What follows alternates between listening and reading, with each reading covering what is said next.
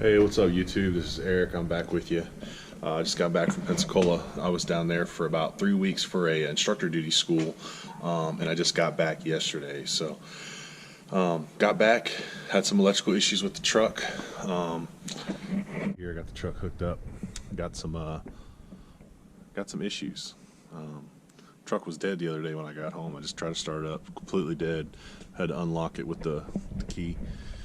And now I got her charging. Started yesterday. She started fine after I charged her, but now I'm thinking I have these amps that are going bad. So if you've ever seen these amps right here, it's a 250 amp, and I think that's gone again. I had this problem initially when I first did the turbo swap and everything, and I think it's back. There's another one right over here behind the fuse box on this side, but yeah. So never changed that one, so I'm going to pull them both off here in a second and see what we got going on, see if there's a continuity. If there's not, then I know that's my problem. Got the Odyssey battery charger working for right now, so we'll try that.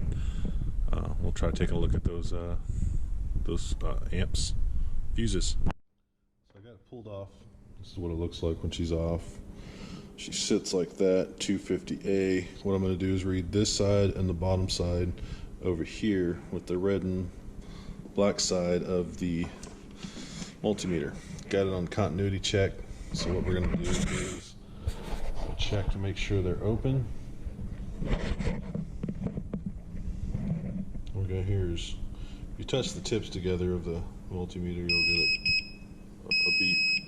So if I touch that again on this, then you'll hear the same thing.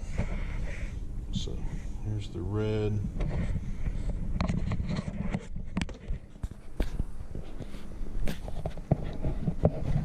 So yeah, red side's there, black side's, and we're good. So that's not the problem. Alright, I'm going to try to start it. I'm going to try to bypass the grid heater. Oh, she started up. Awesome.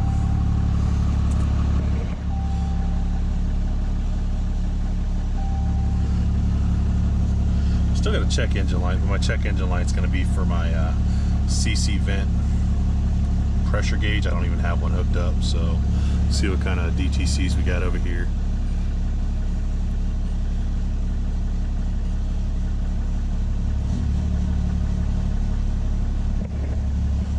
So DTC's crankcase pressure sensor, we know that. PCM input input signal intermittent. If you look over here, we have, kind of hard to see this damn steering wheel, but we have our battery sensor right here, and that's reading pretty good. So if you look on the screen over here, we have alternator voltage coming out, so we're good on that aspect. Well, I'm gonna take her to O'Reilly's, see if my batteries are shot. Hopefully we'll talk to you guys later. So yeah, I had the batteries tested at O'Reilly's and the alternator. Everything's good on that aspect. I'm kind of stuck, man. I'm gonna check that shunt that's on the other side of the passenger side battery, but I'm kind of at a loss for words right now. As you can see, my infotainment system is at a blue. I have a front camera on here that has been working ever since I got the truck from the previous buyer, but if you tap it, it goes away. Not a big deal, but it usually comes on below 10 miles an hour. So I'm gonna get the software, put it on, and see if I can get it to work again. But yeah, it shows alternators good. Batteries are showing low voltage. I'll hook them back up to the charger, and we'll go from there. I'm kind of stuck right now, kind of aggravated because I can't figure this out. But hopefully we'll get it fixed up and soon, or just figure it out, man. So yeah, guys, everything I looked at, I still have no answers. If you look at the truck, we still have the battery charger hooked up. It's about 60%.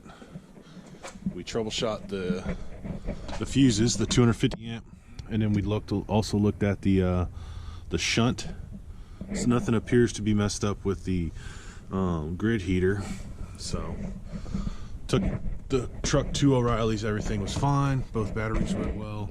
Checked out this 250 amp fuse, everything seems to be fine. I think this is just a spare anyways.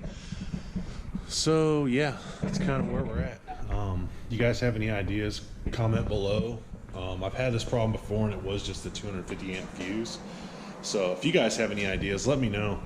I'm sucking right now, kind of stuck, you know. I'd like to get this truck back up and running before I start any other projects with it.